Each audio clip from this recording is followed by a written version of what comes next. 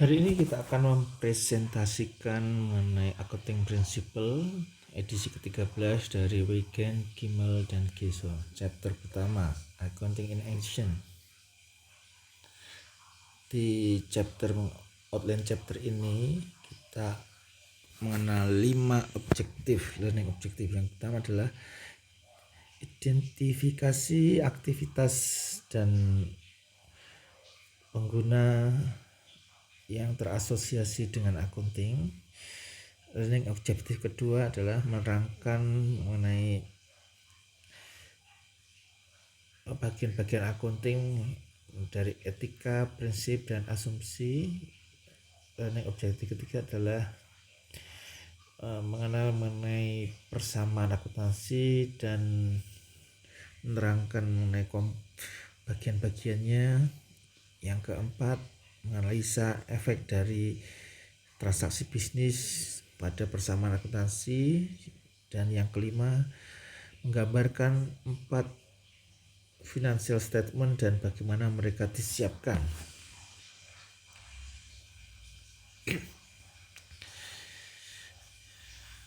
Selanjutnya adalah mengenai aktivitas akuntansi dan penggunanya. Akuntansi itu terdiri dari 3 aktivitas. Yang pertama adalah identification, yaitu mengidentifikasi economic event yang relevan ke bisnis. Yang kedua, merekam, record, yaitu di sini maksudnya adalah record, classify, and summarize, merekam, mengklasifikasikan, dan membuat summary-nya. Yang ketiga adalah communication, yaitu mempersiapkan laporan akuntansi dan menganalisa dan menginterpretasikan laporan informasi yang dilaporkan tersebut. Nah, disini adalah siapa yang menggunakan data akuntansi. Untuk internal user adalah bagian keuangan. Apakah misal dicontohkan adalah apakah uang tunai cukup untuk membayar dividen ke pemegang saham. Selanjutnya adalah bagian marketing. Apakah harga yang dikenakan ke barang yang dijual itu bisa memaksimalkan pendapatan. Selanjutnya ke human resource, apakah perusahaan bisa memberikan kenaikan gaji contohnya. Terus selanjutnya manajemen. Untuk manajemen di sini adalah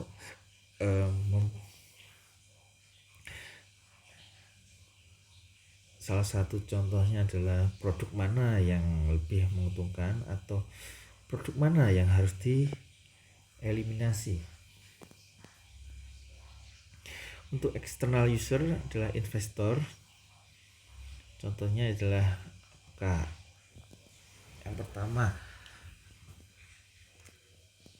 penghasilannya itu memuaskan, atau yang kedua adalah membandingkan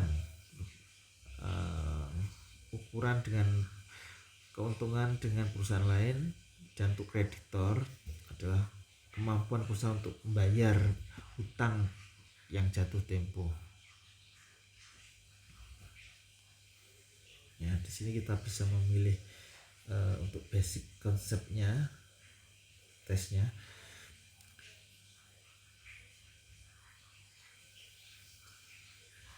Jadi di sini ada tiga langkah accounting proses are identification, recording, and communication. Nomor 1 benar ya. Selanjutnya bookkeeping encompass all step in accounting process. Ini false. Yang ketiga, akuntansi menyiapkan tetapi mereka tidak menginterpretasikan report. Yang ini false. Yang keempat,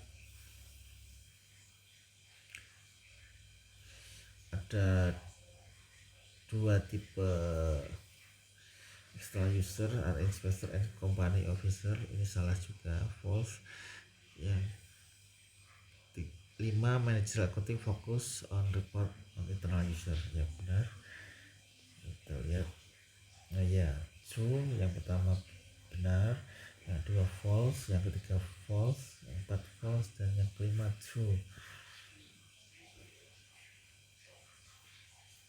Nah, ini the building block of accounting. Jadi etika, contoh-contoh etikanya adalah mengenai skandal di tahun 2000-an itu ada Enron dan WorldCom. Terus regulator dan lawmaker were concerned that economy would suffer if it lost confidence in corporate accounting. Yang selanjutnya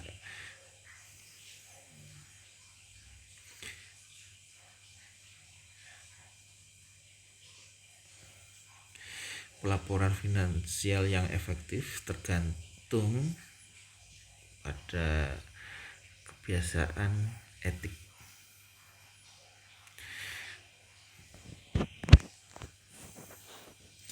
Terus ini adalah etika adalah standar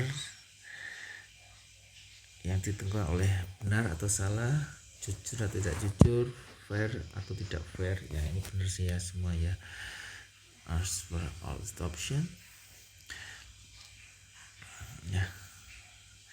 Standar yang disetujui secara universal ini disebut generally accepted accounting principles. Standar yang disusun antara ini kasus di Amerika ya, Financial Accounting Standard Board, Securities and Exchange Commission, dan International Accounting Standard Board. Ini berbeda dengan di Indonesia di mana ada IAI. Prinsip yang dapat diukur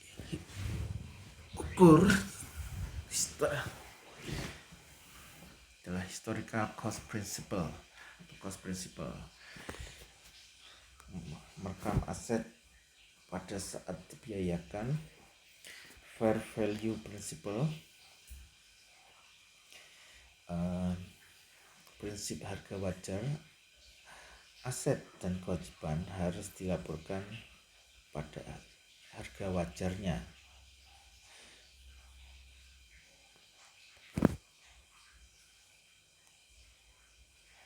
Harga saat dijual untuk aset atau harga saat kewajiban diterima, ditagih.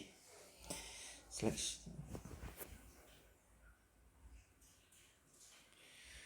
asumsi. Di sini ada monetary unit assumption, include in accounting record only transaction data that can be expressed in term of money. Selanjutnya economic entity assumption adalah activities of entity be kept separate and distinct from activities all other economic entities. From bentuk-bentuk kepemilikan bisnis itu ada proprietorship, ini perseorangan secara individu. Selanjutnya partnership, kerjasama dua orang atau lebih. Yang ketiga corporation atau perusahaan. Di sini adalah ciri-ciri masing-masing business ownership. Untuk proprietorship dimiliki oleh satu orang dan orang tersebut juga sekaligus sebagai manajer atau operator, dan owner menerima semua keuntungan dan atau menderita semua kerugian dan bertanggung jawab atas seluruh hutang. Untuk partnership dimiliki oleh dua atau lebih orang, seringkali berupa retail dan bisnis jasa. Secara umum memiliki tanggung jawab personal yang tidak terbatas dan memiliki perjanjian kerjasama partnership. Untuk corporation pemilikan dibagi atas saham. dan tunduk ke undang-undang korporasi dan memiliki kewajiban yang terbatas sesuai dengan saham yang dimiliki.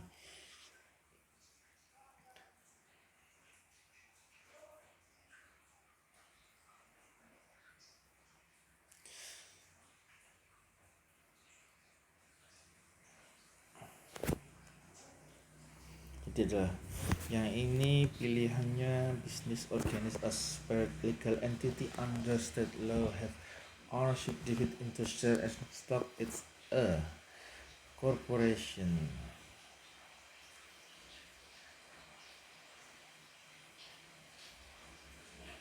True or false? True.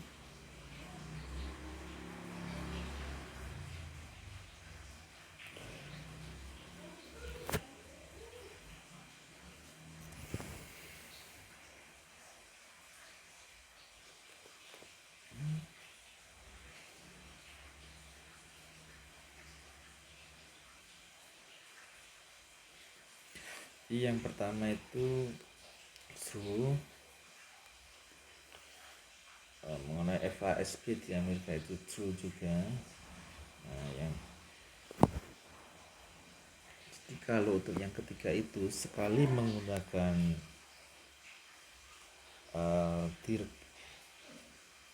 direkod aset, selanjutnya juga harus dengan nilai aset yang sama.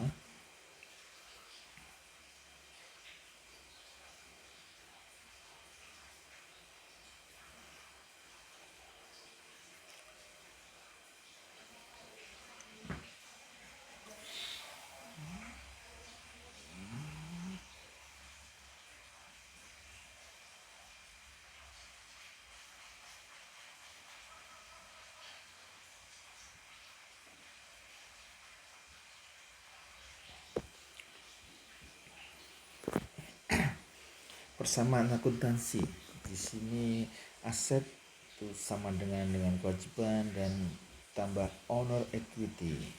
Jadi basic persamaan dasarnya adalah underlying framework for recording and summarizing economic event. Aset itu diklaim baik oleh kreditor maupun pemilik, dan jika bisnis dilikuidasi, hak kreditor harus lebih dulu dibayar daripada hak pemilik. Aset di sini dimaksud sebagai sumber dari bisnis, sumber milik pebisnis untuk menjalankan bisnis maksudnya,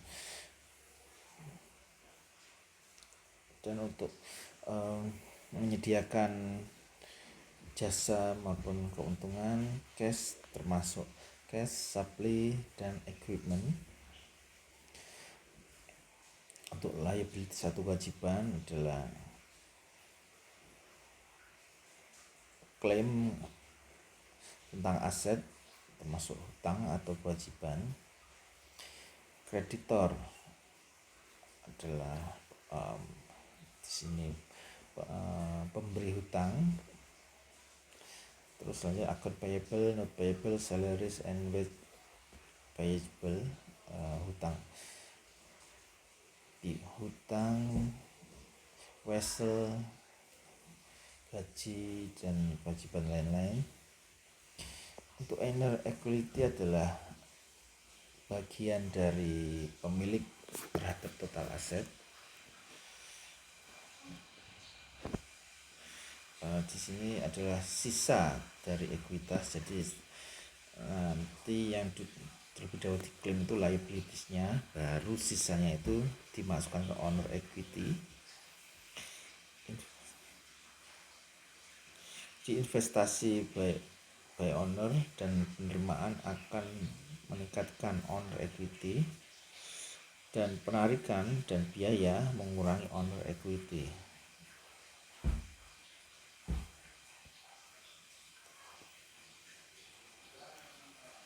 Kalau tadi persamaan dasarnya, sekarang diperluas. Di sini aset sama dengan liabilities, ditambah owner capital dikurangi owner drawing ditambah revenue dikurangi biaya.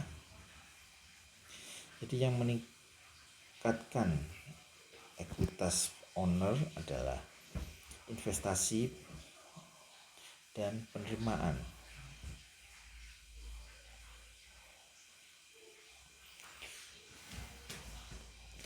Di sini meningkat di aset atau menurun di liabilitas dihasilkan dari penjualan atau jasa untuk kondisi normal. Nah, penurunan di owner equity disebabkan oleh penarikan preferred atau biaya.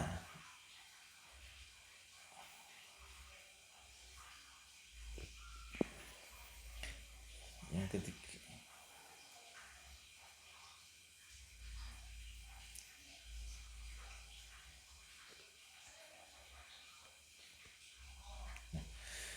dari klasifikasi ini by owner, yang pertama adalah biaya sewa, itu kategorinya biaya dan efeknya di ekuitas itu membuat turun. Service revenue itu klasifikasinya di revenue akan meningkatkan ekuitas. Drawing atau penarikan itu klasifikasinya owner drawing membuat turun ekuitas. Yang pas beban gaji klasifikasinya di biaya dan akan membuat turun.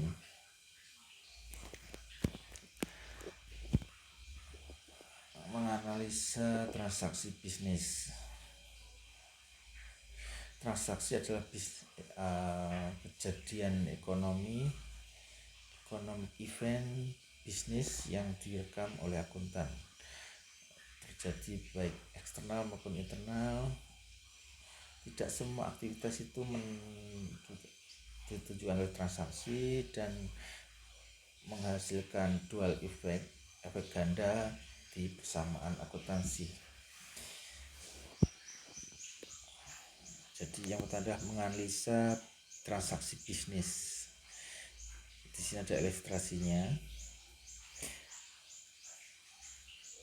Ada 3 event di sini, yaitu pembelian komputer atau diskusi mengenai produk desain dengan desain produk dengan potensial customer atau parent. Kriterianya atau kriteria apakah di financial position, aset, liabilities atau ekuitas perusahaan berubah karena transaksi itu. Nah, itu diputuskan untuk direkam atau tidak direkam. Pembelian komputer tentu direkam. Kalau masih diskusi itu tidak. Pembayaran sewa itu direkam. Nah, analisa transaksi. Jadi transaksi pertama, Renil memutuskan untuk memulai smartphone app